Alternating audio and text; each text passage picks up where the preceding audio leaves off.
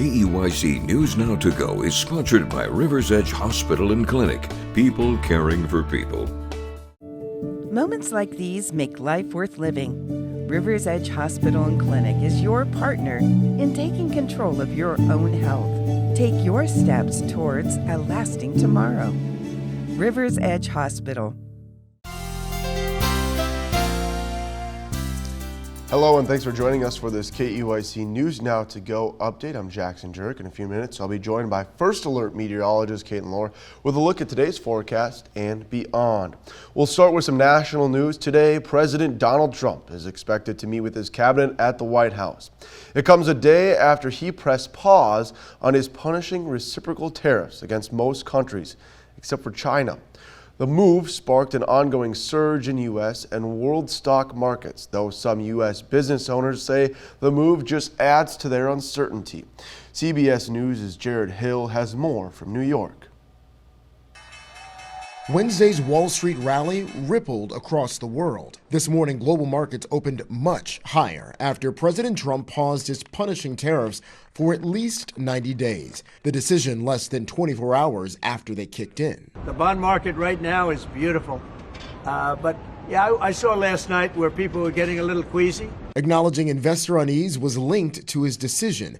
The baseline tariff now 10%. The White House says up to 70 countries are pushing for talks, but China is retaliating, upping their tariff on U.S. goods to 84%. President Trump hit back with a 125% tax on Chinese imports. China continues to retaliate. Other countries didn't retaliate. Minnesota soybean farmer Bob Worth hopes the trade war ends quickly. He sells most of his crop to China. Our president will get something done that we'll be very happy with at the end, but it sure is stressful. While farmers wait to sell, tariffs have prompted some iPhone shoppers to stock up. I figured I'd get in before the prices went up. Ahead of yesterday's pause, the European Union announced its own 25% tariff on some U.S. goods starting next week. This morning, they announced a 90-day pause as well. Closer to home, Minnesota State University is one of many colleges around the country where students have been impacted by the Trump administration's immigration crackdown. Yesterday, students and other advocates rallied against actions by ICE. Aaron Stubbe took us there. Say it once, say it twice. Say it once, say it twice. We will not put up with ICE. We will not put up with ICE. After two separate incidents on MSU Mankato's campus over the past couple weeks, Mavericks for Change, alongside other student groups, demonstrated on campus Wednesday. The first incident saw a still unidentified student detained by ICE, and another saw 5 international students have their visas revoked unexpectedly. It's disgust and sadness that our country would feel so comfortable doing this to its own, to people who put their trust in our hands. And so we were spurred into action pretty much immediately. The university has commented on the incidents, saying that they did not have prior knowledge of the incidents and that their goal is to protect the students on campus. The school has also implemented a policy that bars ICE from non-public spaces on campus without a warrant. Organizers of the rally say that those are steps in the right direction, but want to see even more support from both the university and their fellow students. And we've kind of, taken that anger and fear and upset and kind of mobilized it into action, kind of calling on the university, organizing our peers, doing this event that we had this morning, and just putting those emotions to good work. In Mankato, Aaron Stuvey, KEYC News Now. Meanwhile, more Minnesota colleges scrambled to help international students getting their visas revoked. Along with the 5 we reported at Minnesota State University Mankato, one student at South Central College in North Mankato has been impacted, and Riverland Community College in Austin confirms an unidentified student had their visa status terminated by U.S. Immigration and Customs Enforcement. More local news, the city of North Mankato has received funds from MnDOT for improvements on Highway 169. The $3.3 million will help cover its portion of the reconstruction project, which is a roundabout at 169 and Webster Avenue and a new bike and pedestrian underpass from Range Street to North River Drive. The city was going to spend $4.8 million on the work, most of which now is covered by the new funds. The whole project will cost around $70 million. It'll begin in 2027 and wrap up in 2028. MnDOT is making a change to an intersection on the south side of St. Peter amid to improve safety. The Highway 169 intersection with South Washington Avenue will no longer allow left turns starting next Wednesday. Northbound 169 drivers won't be able to turn left onto Washington Avenue, and drivers on Washington Avenue won't be able to turn onto northbound Highway 169. MnDOT says the changes are due to the intersection's poor safety performance, with 13 crashes in the past 10 years, 3 of which resulted in 5 deaths. Well, this Saturday is opening day for trout streams, and the DNR is getting ready. The trout ponds just northeast of St. Peter have just been stocked with 1,500 fish by the Department of Natural Resources. Anglers will need a fishing license and a trout stamp if you're between the ages of 18 to 65.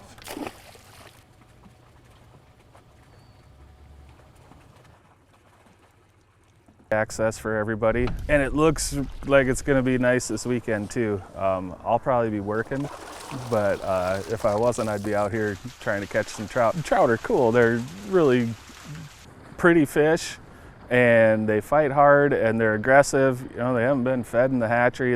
They want to eat, and when you catch them, you'll know this is not a perch or a crappie. Maybe, you know, it might be fight similar to a bluegill, but they're going to put a tug on the other end of the line. You'll see the silver flash, or you'll see a school of fish swim by in front of you. The kids love it. The DNR reminds everyone that April 12th is the opener for in-streams, and even though they're called to the trout ponds, they are classified as a stream, so anglers can fish in St. Peter, 7 Mile, and Fort Ridgely. But Hinnerka Pond, which is considered a lake, can't be fished until regular season opener May 10th. Caitlyn joining me at the desk right now. Caitlyn, it's going to be a gorgeous weekend for trout opener, and I know that it's Severe Weather Awareness Week. I said that correctly? Yes. Perfect. Okay, so luckily there is no severe weather for us on the horizon, but there is something important to talk about. Yeah, today's topic is all about tornadoes, and you know, we live in the Midwest. We're very familiar with them and the sirens and things like that. But with today, it is the statewide tornado drill, and it's not just one, it's 2. So don't panic when you hear those sirens, not once, but twice.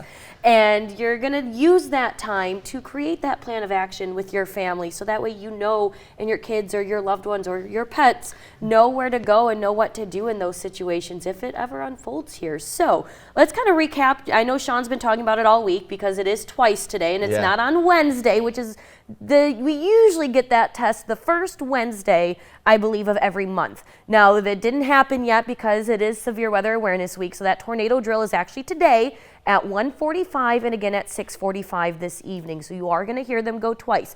Sirens will sound in communities across Minnesota at these times. So it's not just here in southern Minnesota. It is a statewide drill at both of these times. Again, create that plan of action with your family, and then when you hear these sirens, go into that plan of action. Use the first one as an example. You know, kiddos might be in school, so that'll be a good time for them to learn their school plan of action. In the evening, they're most likely going to be at home with you. So use that time to create that plan of action for at home, so that way you, your family, and your pets can stay safe. Let's talk about some tornado terminology. Again, we've got that tornado watch, and we covered watches and warnings earlier this week. So that, again, remember, a watch is when you need to be prepared. Conditions are favorable for that tornado to form. Then the next action is that warning, and that's when you need to start taking action. Get inside, get away from those windows, and keep your eye on the radar and the news and your updates. That tornado has now been spotted or indicated by a radar. It usually ends there, but sometimes these tornadoes can become really strong and destructive. So you may either hear one of 2 words. You may either hear the term PDS or you may hear emergency. Both of them are very similar, but PDS stands for a particularly dangerous situation. And honestly, that is something you don't want to hear. And if you hear that, you do not wait. You get to your safe place immediately. You don't go to the window and look out. You see this, you take any watches, warnings, anything serious, and don't joke about it. That means that you are looking at severe threats to human life, as well as catastrophic damage possible. So when you see that PDS or the term emergency associated with this, you need to take that action immediately and get to safety. But the good news is, as we teased, we don't have any of that in the forecast. We just have a chance for some light rain this afternoon into this evening for areas more so along and east of I-35. And it looks like it's going to be a lot, but it'll fizzle out aside from a stray sprinkle or two overnight and partly cloudy skies. Rain totals are only going to range anywhere from 1/10 of an inch or less for most of the area. There is a chance for 1/10 of an inch of rain possible from Marshall northeastward out there, but most of the area is just looking at trace amounts. So it looks like a lot, but it's going to be very light. 53 for the high today, dropping to a low of 37 degrees by tomorrow morning. Here's a look at your extended forecast where you're going to see that this warm front that's moving through today is going to lead to temperatures in the 60s and 70s for the upcoming weekend, which Jackson mentioned is going to be great for that trout opener. And then we do have a cold front moving through Sunday, Monday. That's going to bring in a chance of some light showers again. And it's not a drastic cold front. Look at those temperatures, 50s and 60s following that front. Not terrible. I mean, that's seasonal right there, and you're going to be able to be outside. You're still going to get to enjoy it this weekend for sure. If you want to go fishing, absolutely going to love it all. So thank you very much, Caitlyn. We're looking forward to it. And thanks for watching this KEYC News Now to Go update. Stay with KEYC News Now for the latest local news, weather, and sports on our website. And download the free KEYC News and Weather apps for the latest headlines and forecast.